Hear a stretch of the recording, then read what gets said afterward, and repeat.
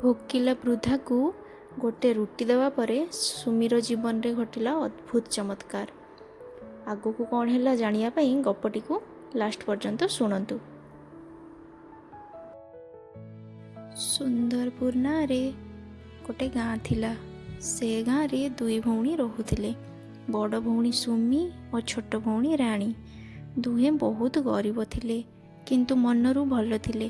ତାଙ୍କ ବାପା ଛୋଟବେଳେ ଚାଲି ଯାଇଥିଲେ ଏବଂ ମା' ଦିନ ରାତି କଷ୍ଟ କରି ଦୁଇ ଜଣଙ୍କୁ ପାଳିଥିଲେ। ସୁମି ବହୁତ ଶାନ୍ତ ଓ ଦୟାଳୁ ଥିଲା। ସେ ସବୁବେଳେ ଘର କାମ କରୁଥିଲା, ମା'ଙ୍କୁ ସାହାଯ୍ୟ କରୁଥିଲା। କିନ୍ତୁ ରାଣୀ ଅଳ୍ପ ସ୍ୱାର୍ଥପର ଥିଲା। ସେ ସବୁବେଳେ ଭଲ ଖାଦ୍ୟ ଓ ଭଲ ଜିନିଷ ଚାହୁଁଥିଲା। ଦିନେ ତାଙ୍କ ମା'ଙ୍କର ଦେହ ବହୁତ ଅସୁସ୍ଥ ହେଲା। ଘରେ ଖାଇବାକୁ ଧନ ମଧ୍ୟ ନଥିଲା। ସୁମି କହିଲା, ରାଣୀ, ମୁଁ ଜଙ୍ଗଲକୁ ଯାଇ କାଠ ଆଣିବି, ତୁ ମା'ଙ୍କ ଦେଖାଶୁଣା କର। ରାଣୀର ମନ ନଥିଲେ ମଧ୍ୟ ହଁ କହିଦେଲା। ସୁମି ଜଙ୍ଗଲକୁ ଗଲା। ବହୁତ ଦୂର ଚାଲିବା ପରେ ସେ ଗୋଟେ ବୃଦ୍ଧ ମହିଳାକୁ ଦେଖିଲା। ବୃଦ୍ଧା ବହୁତ ଭୋକରେ ଥିଲେ ଏବଂ ପାଣି ମାଗିଲେ। ସୁମି ପାଖରେ ଗୋଟିଏ ରୁଟି ଥିଲା। ସେ ନିଜେ ମଧ୍ୟ ଭୋକିଲା ଥିଲା, ତଥାପି ସେ ରୁଟିଟି ବୃଦ୍ଧାକୁ ଦେଇଦେଲା। ବୃଦ୍ଧା ହସି କହିଲେ, ଝିଅ, ତୁ ବହୁତ ଭଲ। ଏ ଜଙ୍ଗଲରେ ଶେଷରେ ଗୋଟେ ପୁରୁଣା କୂଅ ଅଛି। ସେଠାକୁ ଯାଇ ସତ୍ୟ ମନରେ ଫଳ ମିଳେ ବୋଲି କହିବୁ। ସୁମି ଆଶ୍ଚର୍ଯ୍ୟ ହେଲା, କିନ୍ତୁ ସେ କଥା ମାନି କୂଅ ପାଖକୁ ଗଲା। ସେ ସତ୍ୟ ମନର ଫଳ ମିଳେ। ହଠାତ୍ କୂଅ ଭିତରୁ ଆଲୋକ ବାହାରିଲା ଏବଂ ଛୋଟ ସିନ୍ଦୁକ ଉପରକୁ ଆସିଲା। ସେଥିରେ ସୁନାର ମୁଦ୍ରା ଓ ଖାଇବା ଥିଲା। ସୁମି ଖୁସିରେ ଘରକୁ ଫେରିଲା। ମା'ଙ୍କ ଚିକିତ୍ସା ହେଲା। ଘରେ ସମସ୍ତେ ଖୁସି ହେଲେ। କିନ୍ତୁ ରାଣୀର ମନରେ ଲୋଭ ଆସିଲା। ସେ ଭାବିଲା, ଯଦି ସୁମିକୁ ଏତେ ମିଳିଲା, ମୁଁ ଯିବି ଆଉ ମୋତେ ବି ବେଶୀ ମିଳିବ। ପରଦିନ ସେ ଜଙ୍ଗଲକୁ ଏକା ଗଲା। ସେ ବୃଦ୍ଧା ତାକୁ ମଧ୍ୟ ମିଳିଗଲା ଆଉ ଖାଇବା ପାଇଁ ମାଗିଲା।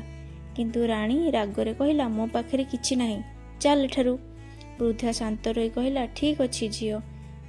ରାଣୀ କୂଅ ପାଖକୁ ଗଲା ଏବଂ ଚିତ୍କାର କରି କହିଲା, ସତ୍ୟ ମନର ଫଳ ମିଳେ। କିନ୍ତୁ କୂଅ ଭିତରୁ ଗୋଟେ ବଡ଼ ସିନ୍ଦୁକ ବାହାରିଲା। ରାଣୀ ଖୁସିରେ ଖୋଲିଲା, କିନ୍ତୁ ତା ଭିତରେ ସୁନା ନଥିଲା।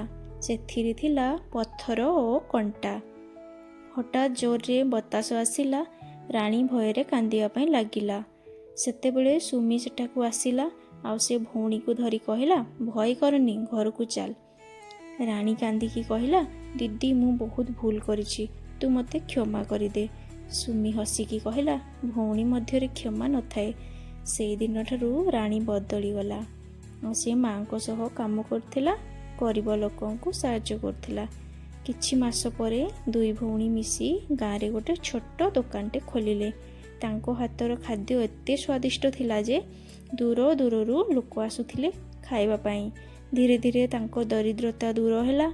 ଦିନେ ରାଣୀ ହସିକି କହିଲା, ଦିଦି, ସେଇଦିନ ଯଦି ତୁ ମୋତେ ଛାଡ଼ି ଦେଇଥାନ୍ତୁ, ମୁଁ କେବେ ବଦଳି ନଥାନ୍ତି। ସୁମି କହିଲା, ମଣିଷର ସତ୍ୟ ଧନ ହେଉଛି ଭଲ ମନ।